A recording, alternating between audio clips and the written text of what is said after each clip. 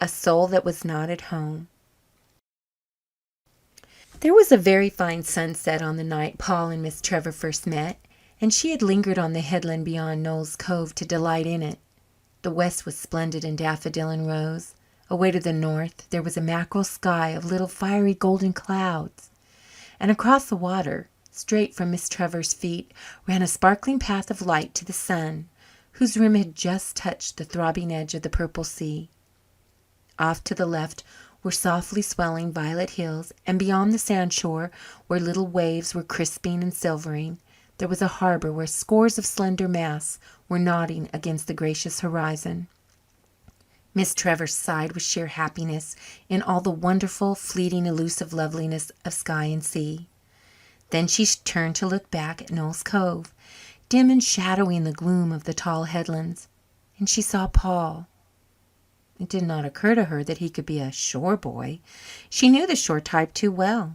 She thought his coming mysterious, for she was sure he had not come along the sand, and the tide was too high for him to have come past the other headland. Yet there he was, sitting on a red sandstone boulder, with his bare, bronze, shapely little legs crossed in front of him, and his hands clasped around his knee. He was not looking at Miss Trevor, but at the sunset. Or rather, it seemed as if he were looking through the sunset to still grander and more radiant splendours beyond, of which the things seen were only the pale reflections not worthy of attention from those who had the gift of further sight. Miss Trevor looked him over carefully with eyes that had seen a good many people in many parts of the world for more years than she found it altogether pleasant to acknowledge, and she concluded that he was quite the handsomest lad she had ever seen.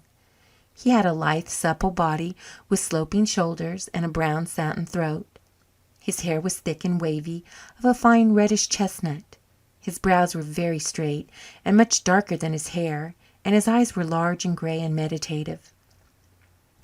The modelling of chin and jaw was perfect, and his mouth was delicious, being full without pouting, the crimson lips just softly touching and curving into finely finished little corners that narrowly escaped being dimpled.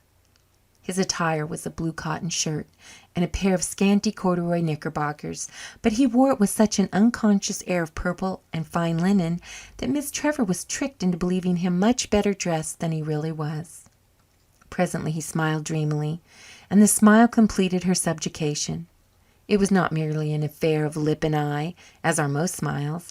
It seemed an illumination of his whole body, as if some lamp had suddenly burst into flame inside of him, irradiating him from his chestnut crown to the tips of his unspoiled toes.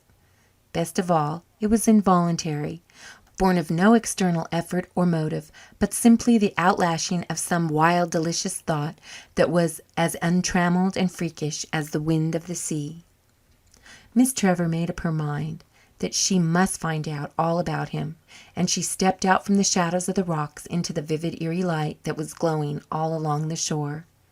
The boy turned his head and looked at her, first with surprise, then with inquiry, then with admiration. Miss Trevor, in a white dress with a lace scarf on her dark, stately head, was well worth admiring. She smiled at him, and Paul smiled back.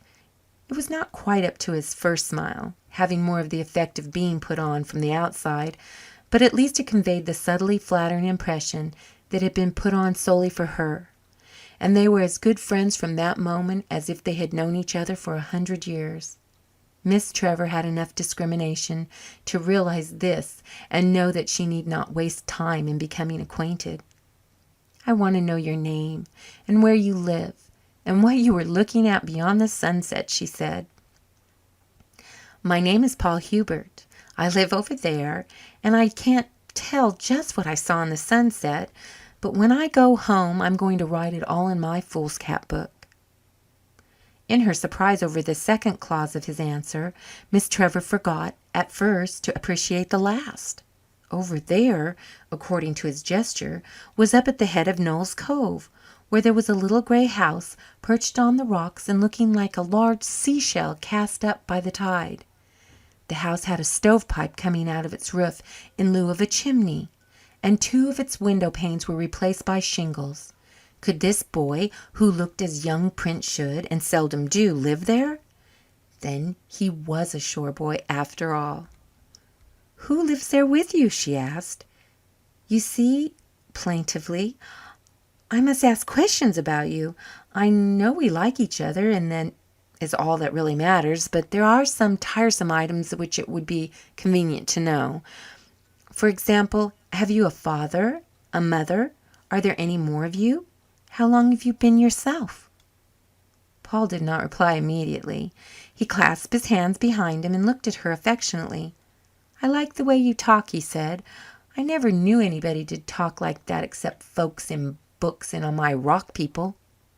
"Your rock people?" "I'm 11 years old. I haven't any father or mother. They're dead. I live over there with Stephen Kane. Stephen is splendid. He plays the violin and takes me fishing in his boat. When I get bigger he's going shares with me. I love him. And I love my rock people too." "What do you mean by your rock people?" asked Miss Trevor, enjoying herself hugely. This was the only child she had ever met who talked as she wanted children to talk and who understood her remarks without having to have them translated. "Nora is one of them," said Paul, "the best one of them. I love her better than all the others because she came first. She lives around that point. She has black eyes, black hair, and she knows all about the mermaids and water kelpies. You ought to hear the stories she can tell. Then there are the twin sailors. They don't live anywhere. They sail all the time, but they often come ashore to talk to me. They are a pair of jolly tars, and they have seen everything in the world and more than what's in the world, if you only knew it. Do you know what happened to the youngest twin sailor once? He was sailing, and he sailed right into a moon glade. A moon glade is the track the full moon makes on the water when it is rising from the sea, you know. Well, the youngest twin sailor sailed along the moon glade till he came right up to the moon. There was a little golden door in the moon, and he opened it and sailed right through. He had some wonderful adventures inside the moon. I've got them all written down in my foolscap book. Then there's the Golden Lady of the Cave. One day I found a big cave down the shore, and I went in and in and in. And after a while I found the Golden Lady. She had golden hair right down to her feet, and her dress is all glittery and glistening like gold that is alive. And she has a golden harp, and she plays all day long on it. You might hear the music if you'd listen carefully, but probably you'd think it was only the wind among the rocks. I've never told Nora about the Golden Lady because I think it would hurt her feelings. It even hurts her feelings when I talk too long with the twin sailors, and I hate to hurt Nora's feelings because I do love her best of all my rock people." "Paul, how much of this is true?" gasped Miss Trevor. "Why, none of it," said Paul, opening his eyes widely and reproachfully. "I thought you would know that. If I'd supposed you wouldn't, I'd have warned you there wasn't any of it true. I thought you were one of the kind that would know." "I am. Oh, I am," said Miss Trevor eagerly. "I really would have known if I had stopped to think. Well, it's getting late now. I must go back, although I don't want to. But I'm coming to see you again. Will you be here tomorrow afternoon?" Paul nodded. "Yes, I promised to meet the youngest twin sailor down at the Striped Rock tomorrow afternoon, but the day after will do just as well. That's the beauty of the rock people, you know. You can always depend on them to be there just when you want them. The youngest twin sailor won't mind. He's very good-tempered. If it was the oldest twin, I dare say he'd be cross. I have my suspicions about that oldest twin sometimes. I believe he'd be a pirate if he dared. You don't know how fierce he can look at times. There's really something very mysterious about him." On her way back to the hotel, Miss Trevor remembered the foolscap book. "I must get him to show it to me," she mused, smiling. "Why, the boy is a born genius, and to think he should be a shore boy. I can't understand it. And here I am loving him already. Well, a woman has to love something, and you don't have to know people for years before you can love them." Paul was waiting on the Knowles Cove rocks for Miss Trevor the next afternoon. He was not alone. A tall man with a lined, strong-featured face and a grey beard was with him. The man was clad in a rough suit and looked what he was, a longshore fisherman. But he had deep-set, kindly eyes, and Miss Trevor liked his face. He moved off to one side when she came and stood there for a little while, apparently gazing out to sea, while Paul and Miss Trevor talked. Then he walked away up the cove and disappeared in his little grey house. "Stephen came down to see if you were a suitable person for me to talk to," said Paul gravely. "I hope he thinks I am," said Miss Trevor, amused. "Oh, he does. He wouldn't have gone away and left us alone if he didn't. Stephen is very particular who he lets me 'sociate with. Why, even the Rock people now. I had to promise I'd never let the Twin Sailors swear before he'd allow me to be friends with them. Sometimes I know by the look of the oldest twin that he's just dying to swear, but I never let him, because I promised Stephen. I'd do anything for Stephen. He's awful good to me. Stephen's bringing me up, you know, and he's bound to do it well. We're just perfectly happy here. Only I wish I'd more books to read. We go fishing, and when we come home at night, I help Stephen clean the fish. Then we sit outside the door, and he plays the violin for me. We sit there for hours sometimes.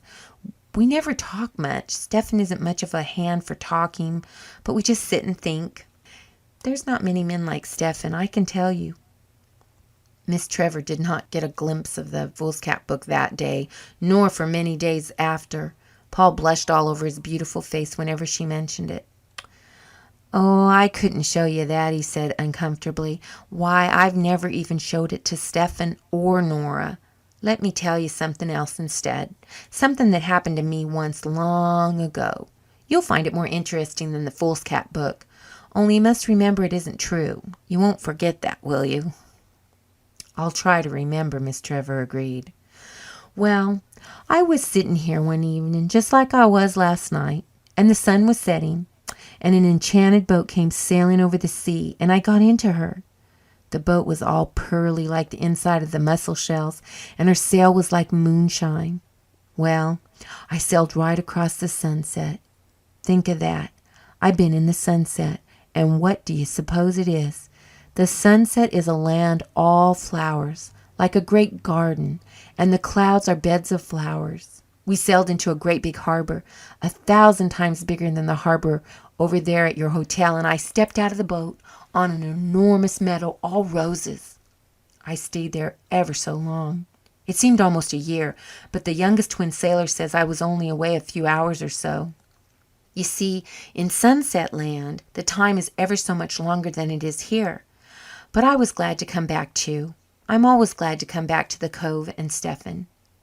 Now, you know, this never really happened." Miss Trevor could not give up the foolscap book so easily, but for a long time Paul refused to show it to her. She came to the Cove every day, and every day Paul seemed more delightful to her. He was so quaint, so clever, so spontaneous, yet there was nothing premature or unnatural about him. He was wholly boy, fond of fun and frolic, not too good for little spurts of quick temper now and again, though, as he was careful to explain to Miss Trevor, he never showed them to a lady. "I get real mad with the twin sailors sometimes, and even with Stephen, for all he's so good to me, but I couldn't be mad with you or Nora or the Golden Lady. It would never do." Every day he had some new story to tell of a wonderful adventure on rock or sea, always taking the precaution of assuring her beforehand that it wasn't true. The boy's fancy was like a prism, separating every ray that fell upon it into rainbows. He was passionately fond of the shore and water. The only world for him beyond Noel's Cove was the world of his imagination. He had no companions except Stephen and the Rock people. "And now you," he told Miss Trevor. "I love you too, but I know you'll be going away before long, so I don't let myself love you as much quite as Stephen and the Rock people."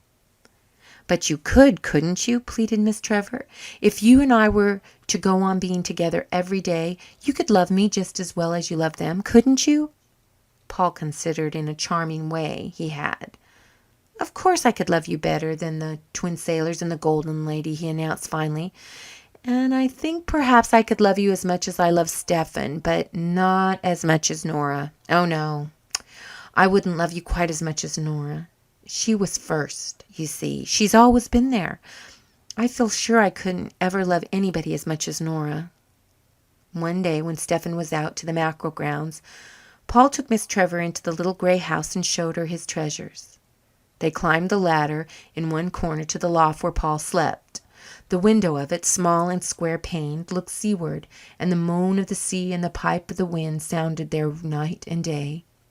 Paul had many rare shells and seaweeds, curious flotsam and jetsam of shore storms, and had a small shelf full of books. "They're splendid," he said enthusiastically. "Stephen brought me them all. Every time Stephen goes to town to ship his mackerel, he brings me home a new book." "Were you ever in town yourself?" asked Miss Trevor. "Oh, yes, twice. Stephen took me. It was a wonderful place. I tell you, when I next met the twin sailors, it was me did the talking then.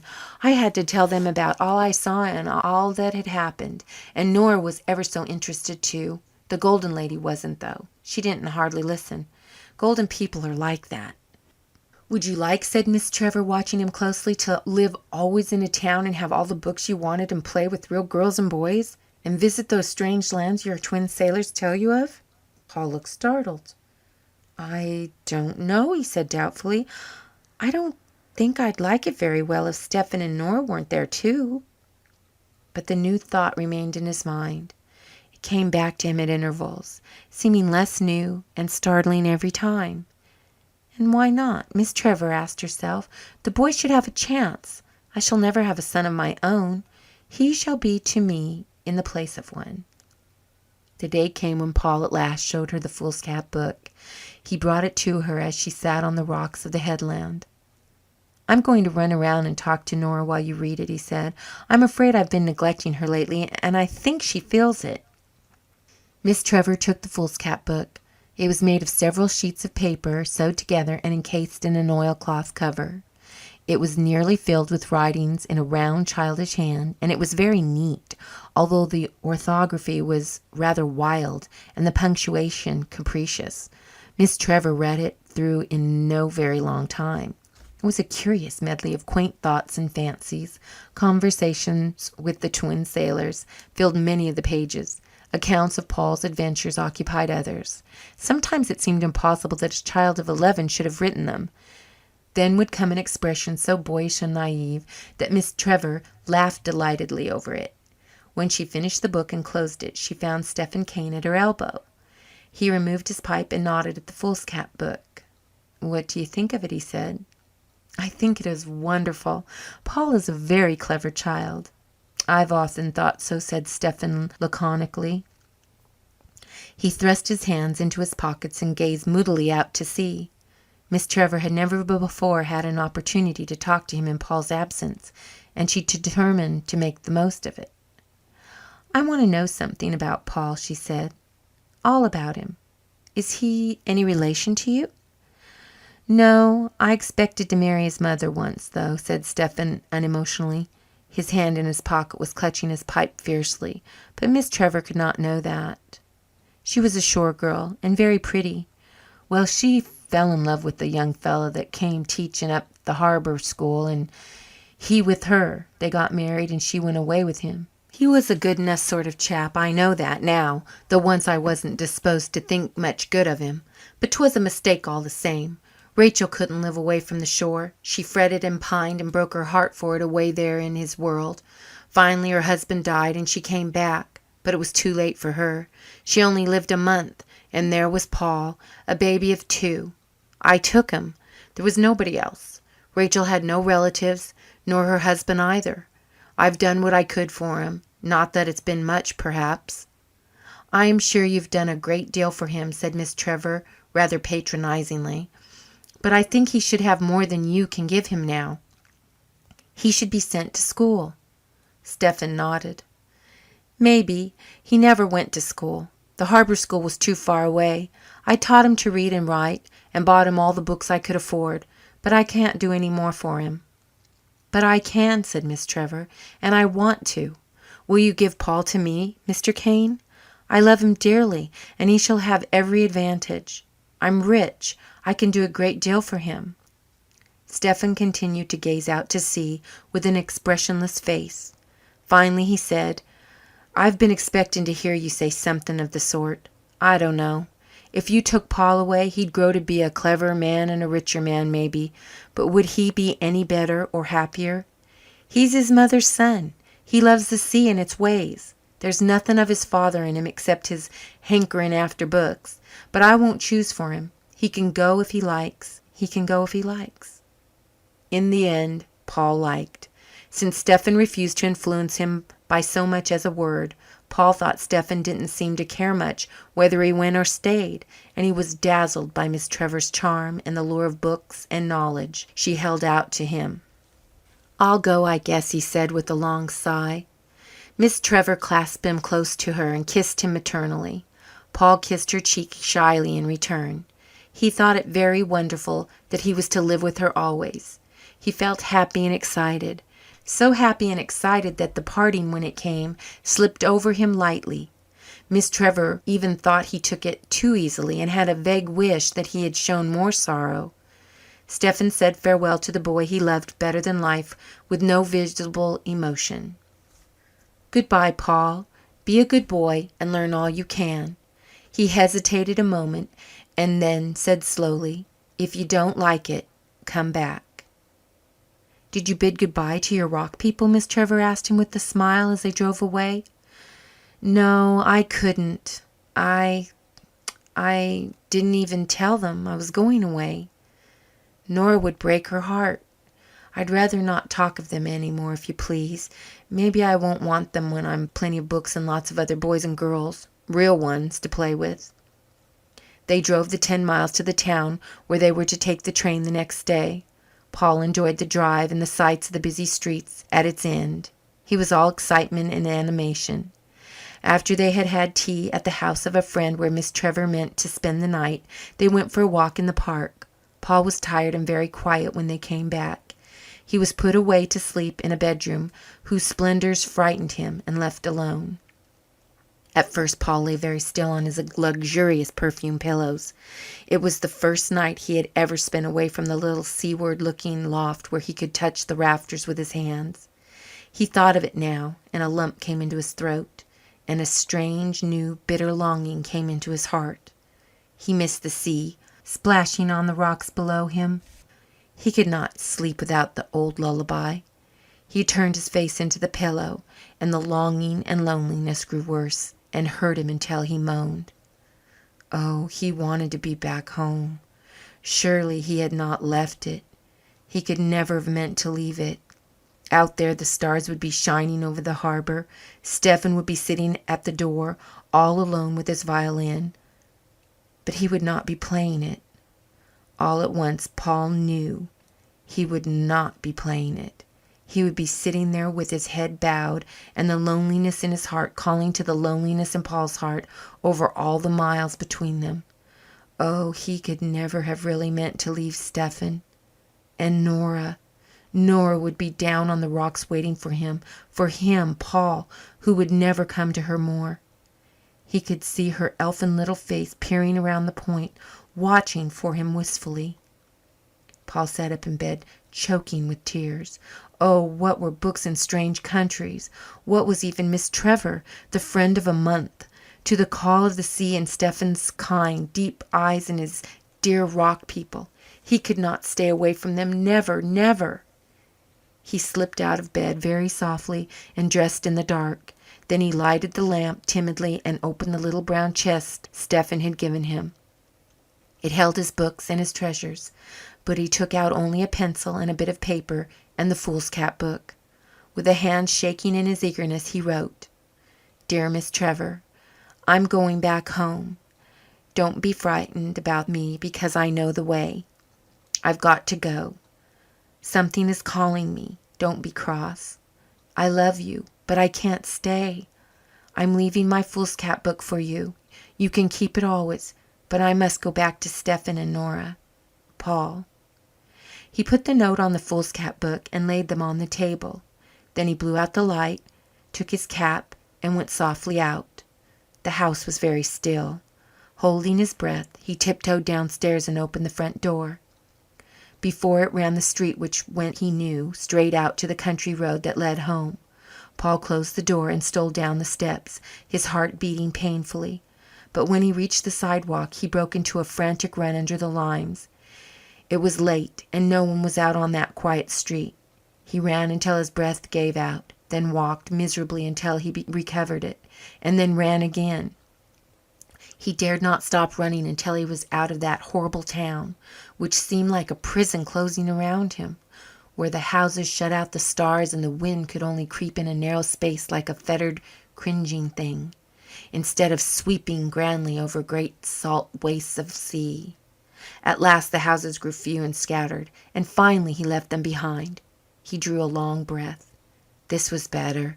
Rather smothering yet, of course, with nothing but hills and fields and dark woods all about him, but at least his own sky was above him, looking just the same as it looked at home at Knowles Cove. He recognized the stars as friends. How often Stephen had pointed them out to him as they sat at night by the door of the little house. He was not at all frightened now. He knew the way home, and the kind night was before him. Every step was bringing him nearer to Stephen and Nora and the twin sailors. He whistled as he walked sturdily along. The dawn was just breaking when he reached Knowles Cove. The eastern sky was all pale rose and silver, and the sea was mottled over with dear grey ripples. In the west, over the harbour, the sky was a very fine, ethereal blue, and the wind blew from there, salt and bracing.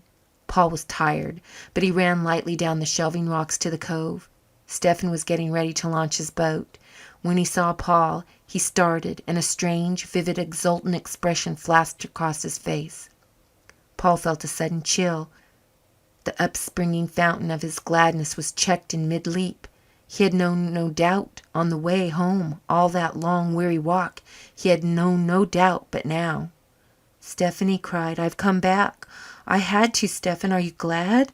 Are you glad?" Stephen's face was as emotionless as ever. The burst of feeling which had frightened Paul by its unaccustomedness had passed like a fleeting outbreak of sunshine between dull clouds. "I reckon I am," he said. "Yes, I reckon I am.